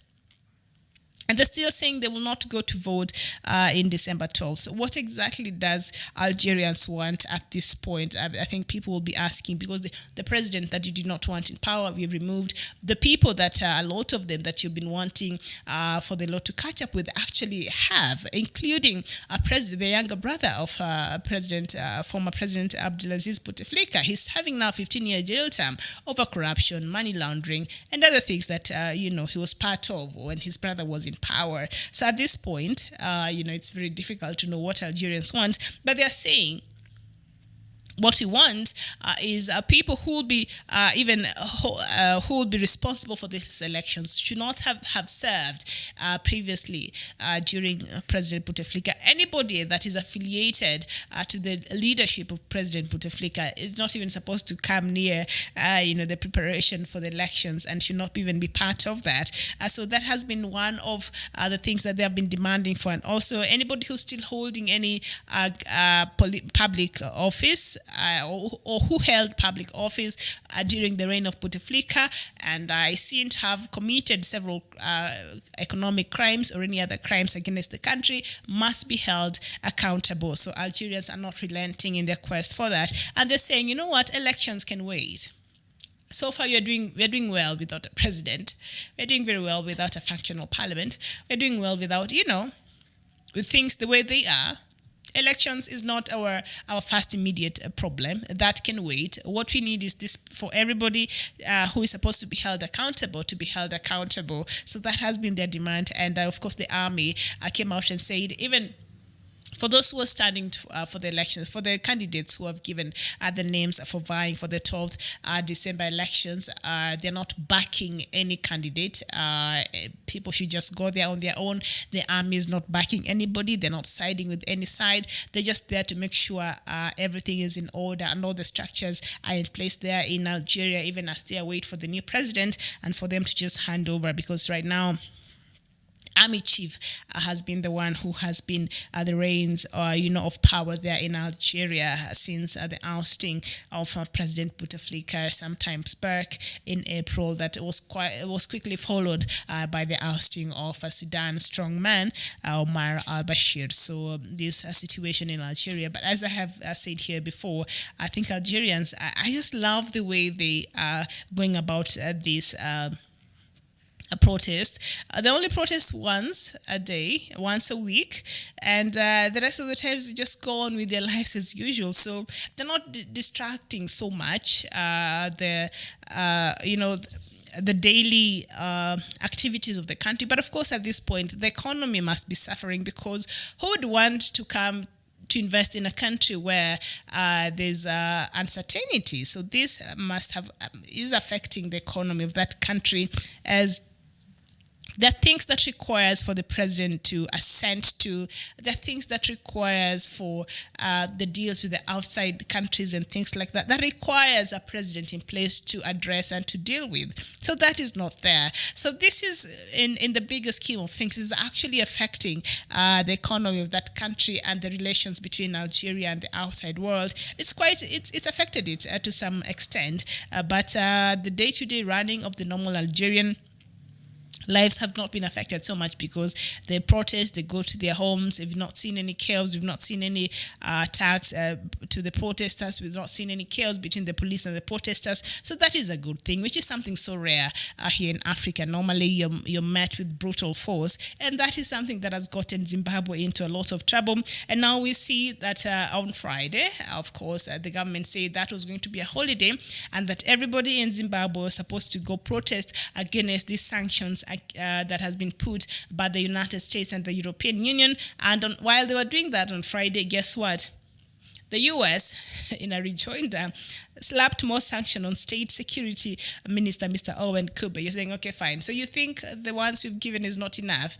Okay, so what you're going to do right now is you're going to even put more sanctions on your state security. And what are you going to do about it? We are the United States, after all. It is so bad. It's ridiculous. So that is the kind of problems that President Mnangagwa got himself in earlier this year when he met protesters. The forces there met protesters with excess force, and the US came out. I think it is something they're just waiting to see. They're just looking for a reason to see. How is it? Because they've not been very comfortable with Mnangagwa. He was part of long-serving, in the government of former president, the now late Robert Mugabe. So even after he was elected, of course, European Union, the US, they're not very happy that Mnangagwa won, because that is not the person really they wanted, because they felt this is just another continuation of Mugabe, and so nothing much. So since then, I think they're just waiting. They're just waiting, and the government and security forces there in Zimbabwe just gave them a reason to add more sanctions to Zimbabwe. And, sanctions in Zimbabwe are not just affecting these people who are being sanctioned. It has affected the country, and the economy of that country now is reeling literally on its knees, and it's very bad there for the normal citizens of Zimbabwe who cannot access even the basic services or the basic of goods there, because you cannot trade with some other countries where you require the goods to come from, and then there's a shortage of even the dollar there. So it's just very tough times for Zimbabwe. So I would try to understand where President Robert Mnangagwa thought it would be important that the country and the citizens of that country in solidarity go out to protest. Well, the protesting, it was supposed to attract like a huge number of Zimbabweans. So in a stadium that carries about 60,000 people, maybe about 15 to 20,000 people showed up. So what is this message? What message was the people of Zimbabwe trying to send to the president? Fine, you're telling us to come out, to protest against these sanctions, but they did not turn out that much as was expected, because the stadium that this protest was supposed to culminate and end, and in an address holds about 60,000 people, but only 15 to 20,000 actually were able to show up there. So what is this? Even half of the stadium was not very full. So what message did this send to President Mnangagwa? Are the people with him, or the others who are feeling, no, maybe the US are right with these sanctions? I don't know your opinion on that. Write me and let me know what you think of that. And it's a very interesting times there. So there you go. And we go to our Algeria. We've talked about Algeria. We look at Burundi. Another ridiculous country, or rather not ridiculous country, but ridiculous leadership there in Burundi. President, what is his name? The president of Burundi, Pierre Nkurunziza. And now he's jailing 4 journalists and their driver, and they were charged on Saturday with undermining national security. Judicial sources have said they were arrested because they were covering a fight between the rebels from the neighboring DRC and the police, the Burundian police. So the journalists were there just doing their job, and so the journalists were trying to when you're a journalist and you're going out there to do a story, you have to verify. And by verifying, you have to talk to the people that are around there and just get their opinion of what it is that their point of view. You must bring different points of views to make a story that is complete. You can't just report from one side as President Nkurunziza would want. You just talk about like you're being a mouthpiece of the president. It shouldn't be like that. So this journalist had gotten the gist of the story, but they had to go to the residents there who are fleeing the villages and the scene there and just trying to interview them in what really the experience, what is making them flee, and just to make sure to authentify and to just get some facts right from the people. That's what journalists, that's what we do. When you're out there in the field, you must go and get the opinion and from the people there who have been affected. So they were just doing that, and they were and now they're being charged by the charge of what? Undermining national security. Like, why are you serious? They're undermining national security. Oh boy, problems there in Burundi. As I mentioned earlier, even Voice of America there, Voice of Africa was closed down. BBC were told to leave the place, and they closed down their offices there, and other international media press are not allowed there because these reporters were work for Iwachu newspaper. This is the only last independent publication in Burundi. Anything else is controlled by the government. So obviously the government is not very happy with it and is just trying to get a hold of it. I don't know why some presidents in Africa just act as if they own, like a country is their own personal something. Why? Mr. Nkurunziza, I think he forgets that at some point he'll leave the presidency and then somebody else might come in who might want to hold him accountable to these things that he's doing while he's still in power here. So the more they stay, with all these ridiculous things that are happening under his presidency, now he will be scared to leave the presidency. And that's how they end up staying there for 20, 30, 40 years, because they know should they leave, somebody might, some charges might be preferred against them because they were not very good leaders when they were in power. In the case of now president of Burundi, Mr. Pierre Nkurunziza there. So the journalists are still being held, and they were charged actually on Saturday for undermining national security. This is a charge that would attract 5 to 7 years in jail. So it's interesting times there in Burundi. So we talked about this. The United Nations something there. So let me just leave that alone. In the DRC, where some countries from the Great Lakes are saying they want to come together and help the DRC fight these militias.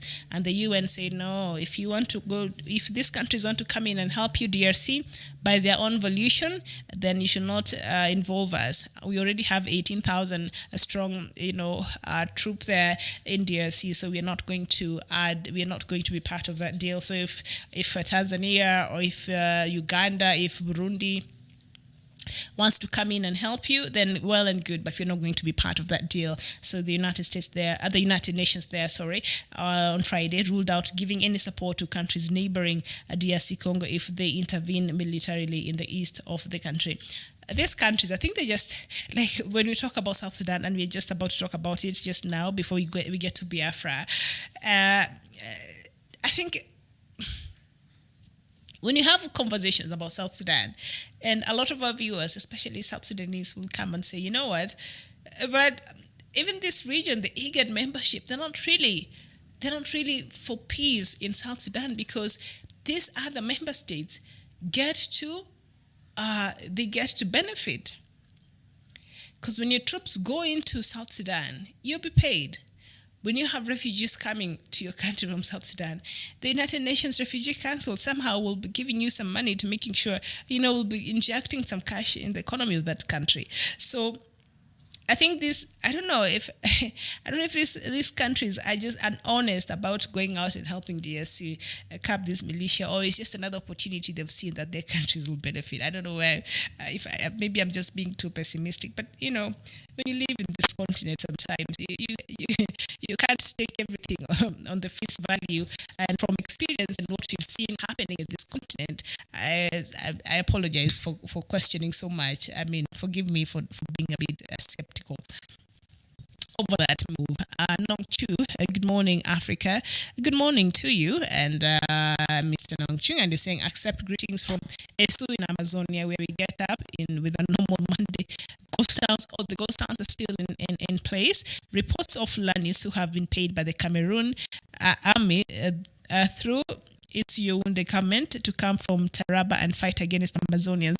This method has been used by the Republic government to fight in Furuawa and the neighborhood of Esu, supported by Dampulo, who intends to seize Esu land. The present traditional ruler of Esu is under house arrest. Sorry, I know there's a lot of places there that I don't even understand, even names that I don't understand. But just in a nutshell, is this the leader who declared himself the leader of, I don't know, the traditional leader of Amazonia who was arrested?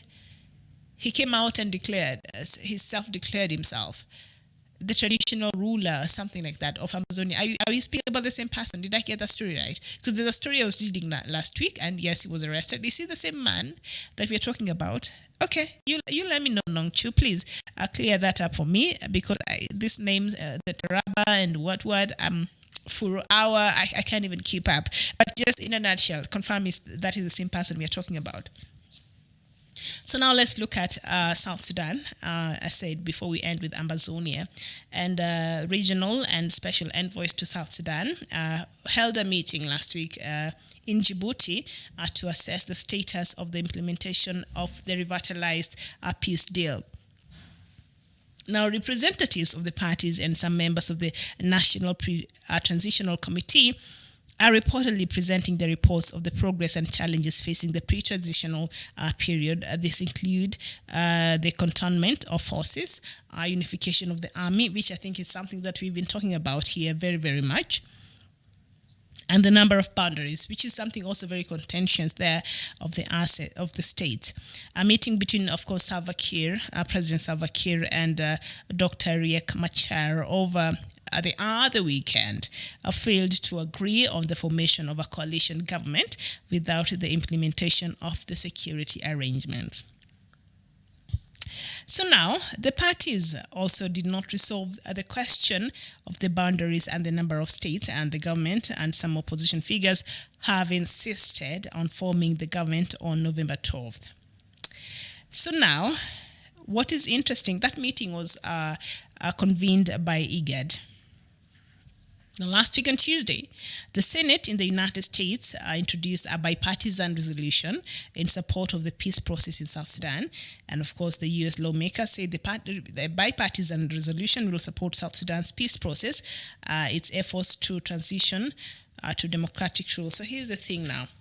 These leaders of South Sudan, I don't think they have any way out. I think forming a unity government on 12th of December. A lot is at stake.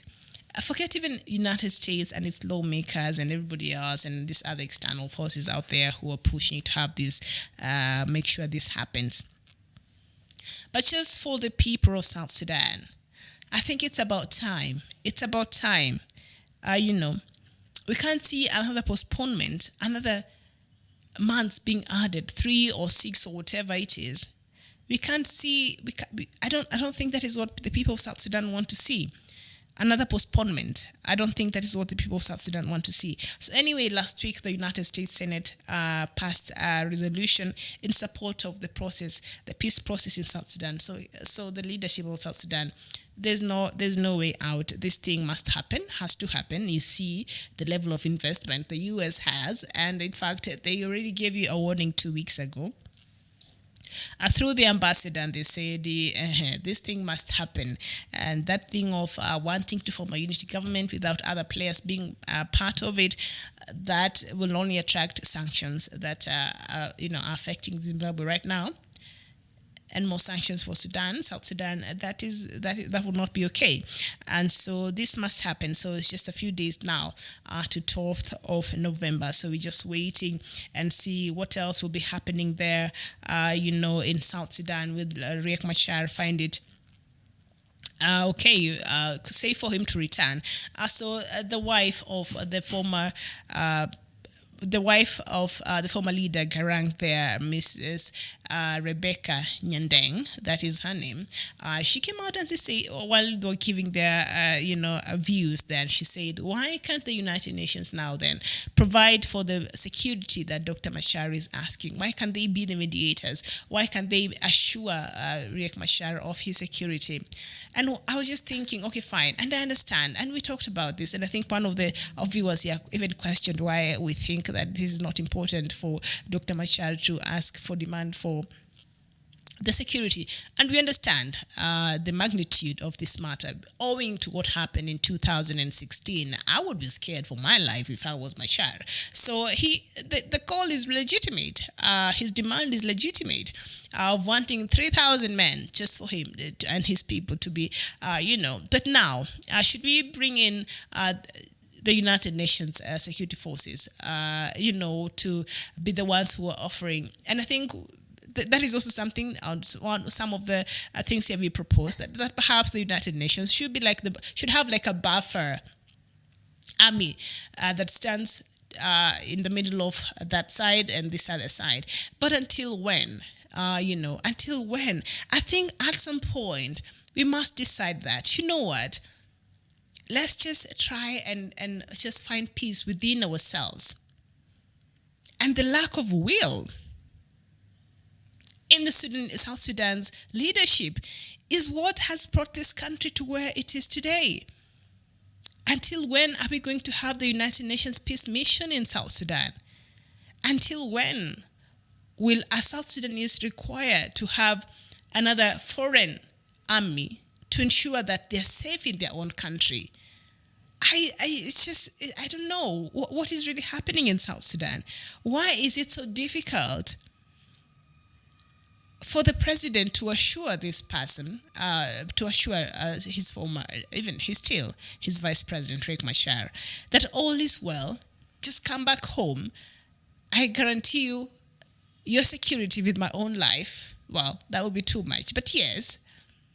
And just make sure that he is assured that should he return to Juba, there will not be a repeat of 2016 and some other previous events that happened before then. Why is it so difficult? Why is President Kiir, not addressing this matter head on? Why is he dancing around it? And the government, why is it just going around the bush in this matter? And they know that this is actually the only matter that is making Riek Machar not come back to Juba and to continue with the implementation process of this peace deal. Why is it so difficult for the president of South Sudan to come out and assure Machar and say, you know what, you come back home? Because the rest of the world, fine, as the lady there, Rebecca Nyandeng, is suggesting that perhaps the United Nations security forces should be formed to make sure that Mr. Machar is safe. The United Nations Security Council will stay in South Sudan until when?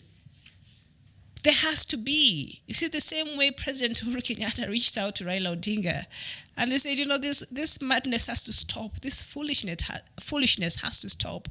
This is our country and we owe it to the future generations to make sure that we leave proper structures and system in this country that our children, our great-grandchildren can be proud of. That one time, my great-grandfather, was in power, and this is what they were able to do in bringing the country that was divided together.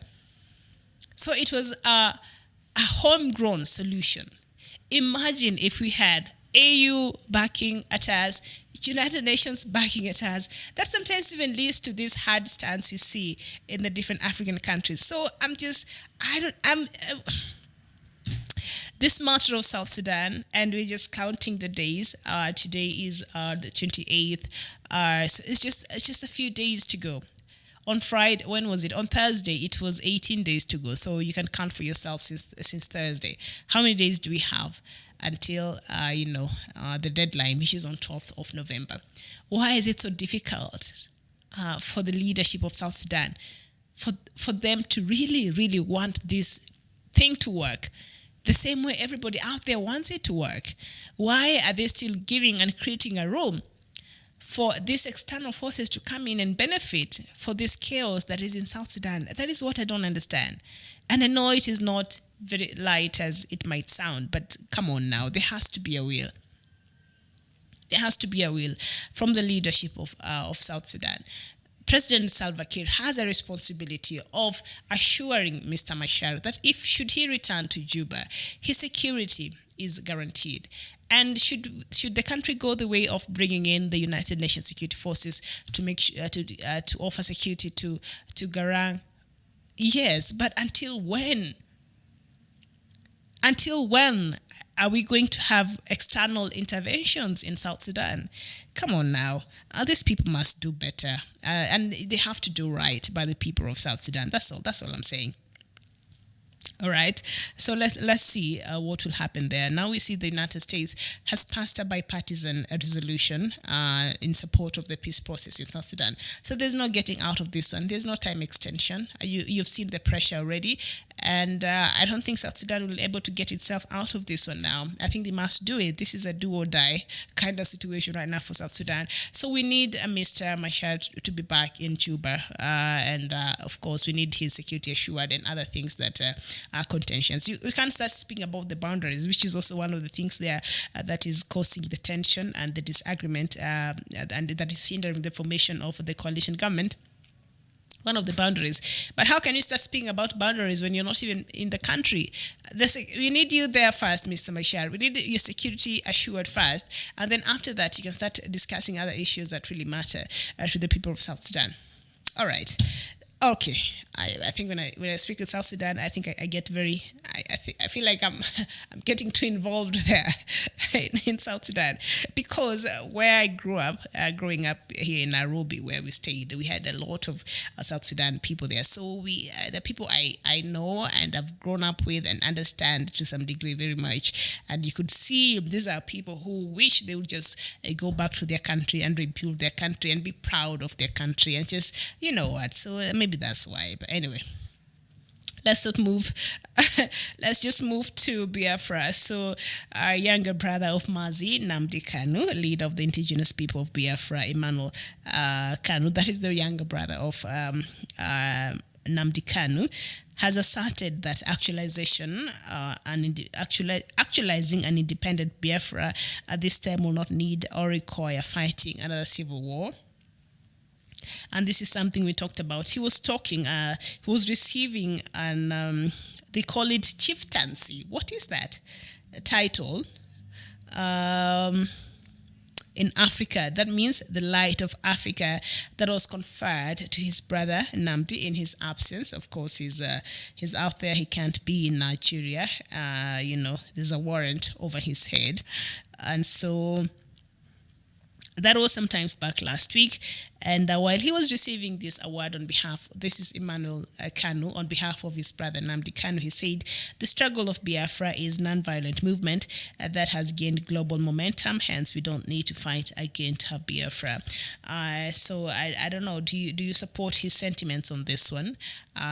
There will be no need for another arms, for the people of Biafra to take up arms, for them to realize. And I think that is what Nnamdi Kanu has been trying to do, reaching out. We saw in September, he was able to meet with some United Nations Security Council officials in Geneva, Switzerland there, and he's been advancing, the cause for Biafra there without, I think it's a peaceful one. So that is good.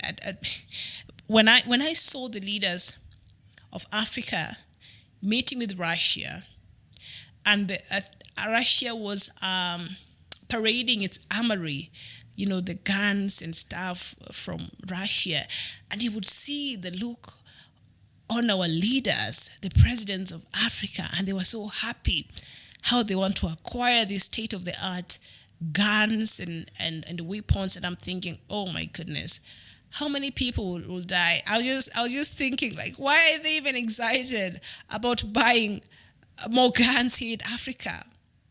How many lives will be lost?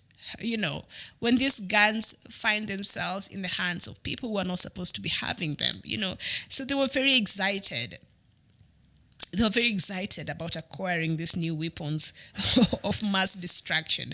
And that made me a bit jittery. I don't think we need more guns here, man. We just need more peace and systems that work, and good governance, and proper schools, public schools, and proper health facilities. That's what we need here in Africa. Not more guns. Not again. So when I think I agree with the younger brother of Nnamdi Kanu here, who is saying that Biafra does not need to take up guns again. We don't need that again. We don't need any more blood being shed. But of course, Biafrans are being affected right now. Of course, the government of Nigeria is on their case, and but we've not seen a retaliation of them having to go get guns and start fighting, because that will, two wrongs will not make a right. So I think the manner in which the Biafran leadership has taken in advancing the cause for Biafra, I think, is good. It's non-violent ones. I think this is also very commendable, and it's just through talks and dialogue and just trying to make the world aware in what is happening in Biafra, and just bringing the world's attention to what is happening there in Biafra. So I think that is the way I should be. If a dialogue with the president has refused, if other means of finding a solution in Nigeria has refused, it's a good thing, the way the leadership of Biafra is doing, just going out there and speaking to the world and bringing the world attention to what is happening in Biafra, without taking up arms and without fighting. So I think I seem to concur with these sentiments of Emmanuel Kanu, the younger brother of Nnamdi Kanu, who said the struggle for Biafra is a non-violent movement and has gained global momentum. So let's just leave it at non-violent, and I hope it does not turn into something else. And he's saying that there will be no need in going back to the Biafra War. Remember, that happened about 52 years ago. There'll be no need for that. So he's saying that a dialogue will work. Is since showing some fruits. He even referred to the meetings that his brother has had, with the international world. So that has been our show today. I want to thank you so much. In case you're joining us, we looked at Algeria, and now 23 candidates have qualified for the North African country's controversial presidential vote that is set to take place on 12th of December. That protesters have come out and said, oh no, it will not happen. What does Algerians want? All right, and we looked at Burundi, and journalists who are being, were charged on Saturday for undermining national security when they were just going out to seek for an interview with the residents who were being affected, who are fleeing from an area where the government forces are fighting some rebel forces there. And also DRC Congo, the United Nations has said, well, if these other countries surrounding the United States want to go out there and that are surrounding, the Democratic Republic of Congo, and wants to fight these Great Lakes countries that wants to help DRC in fighting the militias, if they want to go in there and intervene, the United Nations Security Council or the United Nations will not be involved in that, having in mind that United Nations already has 18,000 troops in the DRC Congo. It's one of the largest peace missions for the United Nations across the world. And we looked at Zimbabwe, and of course the latest in terms of the sanctions that happened for Zimbabwe. And remember, on Friday the government had set this as a national holiday to allow the people of Zimbabwe to go out there and protest against the heavy sanctions that the country has been experiencing, that has been imposed on them by the United States and by the EU. And while they were going out there and doing that, guess what? The United States slapped more sanctions on State Security Minister Mr. Owen Ncube. So what are you going to do? I think the United States was just trying to prove a point. Okay, fine. So you think you're protesting I get there's the sanctions. Well, they just sanctioned one of your ministers, so now what? It's just bad. It just makes us look so helpless, as a continent. It's just sad sometimes. And it's difficult being an African already. So, and we looked at Mozambique, and the opposition is calling for a rerun of the elections. That's so the incumbent President Filipe Nyusi win by 73%, a sweeping win there for the incumbent. And of course, the electoral body members, 17 of them, voted to validate these votes, which is the part that I really don't understand. Your work is just to count and make sure the votes go out as the people voted. You just tally and give the results. But you have to sit down as an electoral body to validate the votes. And 9 people validated the votes. So 8 people of the members of the commission said no. The elections, they don't validate the results. So what does that say? It's split right in the... It just the validating team won by 1. Members one by one. So that means elections basically was just split in the middle. So chances of elections not having been fair and free, when even the electoral body members are voting like that, are validating like that or not validating, I think says a lot about the just concluded elections there in Mozambique. So we will see. Renamo has insisted, that is the opposition party, has insisted we have to go for a runoff. Will the president, through his Frelimo party, agree to that? And also we've looked at Cameroon, and one of Amazonian leaders who have been detained for a while now, Mr. Wilfred Tassang, has called on the leaders of the various fractions of the movement to unite and speak in one voice. I will not even go into the details of that. And also we've looked at South Sudan, and we have also looked at what is happening in Biafra. So that's it. And we looked at some news from Kenya earlier. We started with that by looking at the 3 leading newspapers here in Kenya. So thank you so much. Okay, Unewi, you're saying the Nigerian army are shooting innocent Igbo member in Ebonyi State currently, right now as you speak. Oh, wow. Okay, Juma Smith, welcome back. Thank you so much. I've been back. I think you've not been around, but thank you so much. And Simon, you and Dan, you're saying thanks for presenting to us the great news headlines. And thank you for watching. We do this because of your support. We do this because every time we come here, we know you're waiting for us to give you the latest in Africa. So we thank you so much. And hopefully, I think there will be another show in the afternoon by Dr. Matanga. If not, then I'll see you here tomorrow for another edition of Good Morning Africa. For now, thank you so much for engaging with me and for your company. Enjoy the rest of your day. Bye-bye for now.